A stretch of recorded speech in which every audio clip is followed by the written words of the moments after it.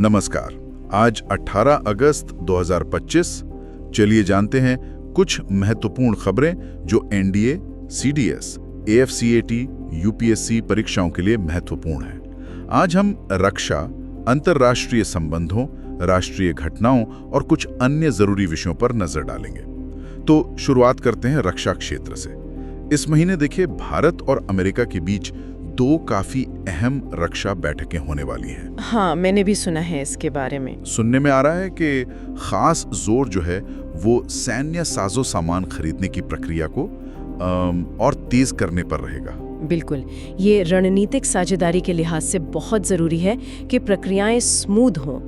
और इसी से जुड़ी ये खबर HAL की तरफ से भी है, हिंदुस्तान एरोनॉटिक्स लिमिटेड। अच्छा, HAL से क्या है? उन्होंने वो जो ध्रुव एडवांस्ड लाइट हेलीकॉप्टर है ना, हाँ, ध्रुव, उसके समुद्री परीक्षण सफलतापूर्वक पूरे कर लिए हैं। अरे वाह, ये तो बढ़िया खबर है नौसेना के लिए। हाँ बिल्कुल, इससे उनकी जो निगरानी क्षमता है, ऑपरेशनल कैपेबिलिटी है समंदर में, वो और मजबूत होगी। और DRDO वो भी कुछ कर रहा है आजकल। हाँ, DRDO भी पीछे नहीं है। वो एक नई मिसाइल पर काम कर रहे हैं, हवा से लॉन्च होने वाली प्रलय मिसाइल। अच्छा, इसमें क्या खास बात है? मतलब ये क्यों इतनी महत्वपूर्ण है? देखिए, इसकी खासियत है इसका पथ और इसकी गति। ये चलेगी क्वासी बैलिस्टिक पथ पर। क्वासी बैलिस्टिक मतलब एकदम सीधा रास्ता नहीं, थोड़ा मैन्यूवरेबल। और गति होगी हाइपरसोनिक। ओहो, हाइपरसोनिक, आवाज की रफ्तार से कई गुना तेज। हाँ बिल्कुल। तो इसका सीधा मतलब है कि दुश्मन के जो एयर डिफेंस सिस्टम है, उनके लिए इसे पकड़ना या कहीं रोकना बहुत मुश्किल हो जाएगा। समझ गया। तो ये भारत की स्ट्राइक क्षमता को तो काफी बढ़ाएगा फिर। यकीनन। और देखिए, इसी कड़ी में तेजस फाइटर जेट्स पर भी काम तेजी से चल रहा है। MK1A और जो आने वाला MK2 है। हाँ, तेजस तो हमारा स्वदेशी गौरव है। बिल्कुल।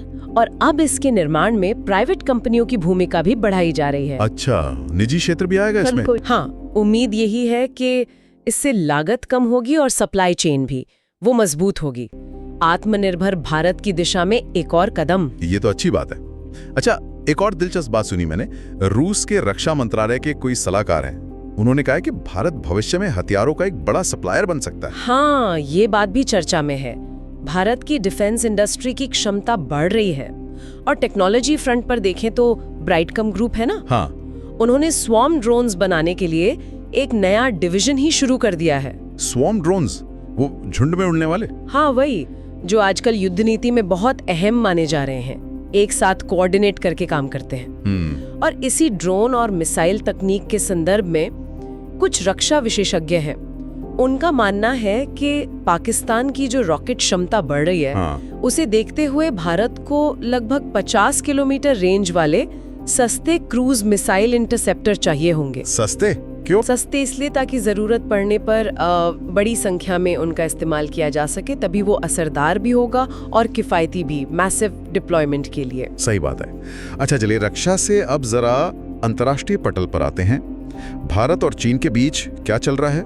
हाँ, सीमा विवाद पर 24वीं विशेष प्रतिनिधि स्तर की बैठक हो रही है। अच्छा, 24वीं बैठक। हाँ, चीन के विदेश मंत्री वांग यी दिल्ली में हैं और हमारे NSA अजीत डोभाल जी से बातचीत करेंगे। ये बातचीत अहम है क्योंकि सीमा पर तनाव तो खैर अभी भी बना हुआ है। बिल्कुल। दूसरी तरफ अलास्का में एक बड़ी मीटिंग हुई अमेरिकी राष्ट्रपति ट्रंप और रूस के राष्ट्रपति पुतिन के बीच। हाँ, यूक्रेन संकट पर कुछ हल निकला? नहीं, मतलब कोई ठोस नतीजा या समझौता नहीं हो पाया। बातचीत हुई लेकिन तनाव अभी भी है। और पड़ोस में नेपाल के साथ संबंध बेहतर करने की कोशिश जारी है। हमारे विदेश सचिव विक्रम मिस्री जी हाल ही में नेपाल गए थे। द्विपक्षीय सहयोग बढ़ाने पर जोर रहा। ठीक है, अब आते हैं देश के अंदर की कुछ अहम खबरों पर। प्रधानमंत्री जी ने दिल्ली में कुछ बड़ा उद्घाटन किया है। हाँ, ट्रैफिक जैम की समस्या से निपटने के लिए करीब 11,000 करोड़ रुपए की 2 बड़ी हाईवे परियोजनाएं। 11,000 करोड़? हाँ। कौन सी परियोजनाएं हैं ये? एक है अर्बन एक्सटेंशन रोड 2 यानी UER2 और दूसरा है द्वारका एक्सप्रेसवे। अच्छा, द्वारका एक्सप्रेसवे। हाँ। ये तो काफी समय से बन रहा था। दिल्ली के इंफ्रास्ट्रक्चर के लिए ये वाकई बड़ा कदम है। यकीनन। और उधर चुनाव आयोग ने भी एक पहल की है। चुनाव आयोग क्या? हाँ, उन्होंने सघन पुनरीक्षण कार्यक्रम शुरू किया है। मतलब वोटर लिस्ट वगैरह को और बारीकी से जांचने का काम। हाँ। चुनावों में पारदर्शिता बढ़ाने के लिए। ये भी जरूरी है। अच्छा, एक दुखद खबर भी है शायद जम्मू कश्मीर से। हाँ, किश्तवाड़ जिले से वहाँ बादल फटने की घटना हुई, क्लाउड बर्स्ट। और खबर है कि 60 से ज्यादा लोगों की दुर्भाग्यपूर्ण मौत हो गई है। एनडीआरएफ की टीमें बचाव कार्य में जुटी हुई हैं। बहुत दुखद। हाँ, बहुत दुखद। ईश्वर प्रभावित परिवारों को शक्ति दे।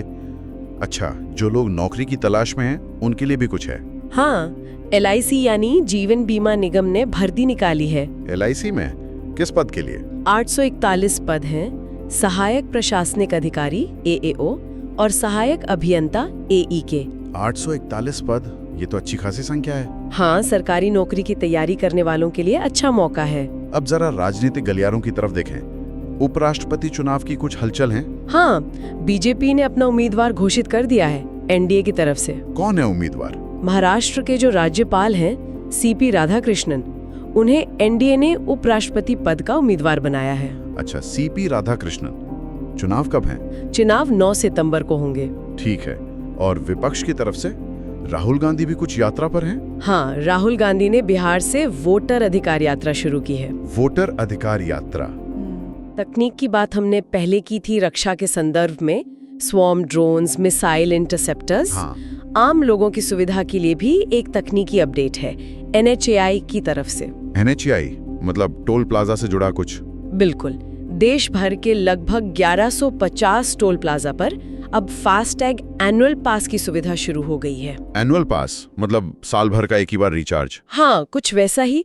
बार बार रिचार्ज के झंझट से थोड़ी राहत मिल सकती है इससे। ये बढ़िया है। और आखिर में कुछ और छोटी मगर महत्वपूर्ण खबरें संक्षेप में। हाँ, बताइए। एक तो ये कि ब्राइटकॉम डिफेंस को स्वॉर्म ड्रोन्स के लिए सरकारी ग्रांट मिली है। अच्छा, उनको फंडिंग मिल गई? हाँ। खेल जगत से खबर है कि एशिया कप 2025 के लिए भारतीय क्रिकेट टीम घोषित हो गई है। शुभमन गिल टीम में शामिल हैं। Asia cup. और एथलेटिक्स में अंकिता ध्यानी ने महिलाओं के 2000 मीटर स्टीपल चेस में नया नेशनल रिकॉर्ड बनाया है। अरे वाह, अंकिता ध्यानी, बहुत खूब। तो ये थी आज की कुछ खास खबरें जो आपकी परीक्षाओं की तैयारी के नजरिए से अहम हो सकती हैं। हमने कोशिश की कि मुख्य बातें आप तक पहुंचाएं। हाँ, और कल फिर मिलेंगे नई जानकारियों के साथ। बिल्कुल। तब तक के लिए जय हिंद, जय भारत। जय हिंद, जय भारत।